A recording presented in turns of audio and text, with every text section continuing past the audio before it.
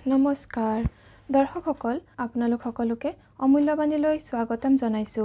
আজিৰ ভিডিঅ'টোৰ বিষয় হৈছে ইচ্ছা পূৰণৰ এটা অতি সহজ উপায় মাত্ৰ 17 ছেকেণ্ডত কৰিব পৰা উপায় আজি আপোনালোকক জনাবলৈ লৈছো।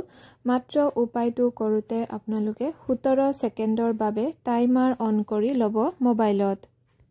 আৰু এটা বিশেষ কথা, ইচ্ছাটো আপুনি ভাবি ল'ব কি ইচ্ছা আপুনি ক'ব 17 ছেকেণ্ডৰ বাবে আগতীয়াকৈ ভালদৰে ভাবি ল'ব। আৰু যিটো বাক্য আপুনি ক'ব সেই বাক্যটো একেই হ'ব লাগিব, বাৰে বাৰে আপুনি 17 ছেকেণ্ডৰ ভিতৰত ৰিপিট কৰিব লাগিব, কিন্তু বাক্যটো সলনি কৰিব নোৱাৰিব। মানে অলপমানো ইফাল সিফাল নোহোৱাকৈ মাত্ৰ এটা বাক্য আপুনি কৈ থাকিব লাগিব 17 ছেকেণ্ডৰ বাবে। যেনে মই এটা চাকৰি পাইছো, মই এটা চাকৰি পাইছো, মই এটা চাকৰি পাইছো। এইদৰে মাত্ৰ 17 ছেকেণ্ডৰ ভিতৰতে আপুনি সম্পূৰ্ণকৈ গাই সমাপ্ত কৰিব লাগিব।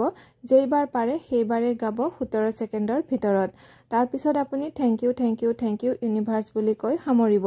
আৰু এই উপায়টো আপুনি নিজৰ ইচ্ছামতে কৰিব পাৰে। কিমান দিনৰ কাৰণে কৰিম বুলি ভাবিছে? অতি কমেও 22 দিনৰ কাৰণে কৰিব। 22 দিন 45 দিন এইদৰে কৰিব পাৰে। আৰু আপুনি যিমান দিনৰ কাৰণে কৰিম বুলি ল'ব সেই সিমান দিন হোৱাৰ পিছত আপুনি লেট গো কৰি দিব। লেট গো মানে আজিৰ পৰা মই আৰু এইটো ইচ্ছাৰ কথা এই উপায়টো নকৰিম, ধন্যবাদ ইউনিভাৰ্ছ, এনেকৈ কৈ আপুনি সামৰণি কৰিব উপায়টো কৰা।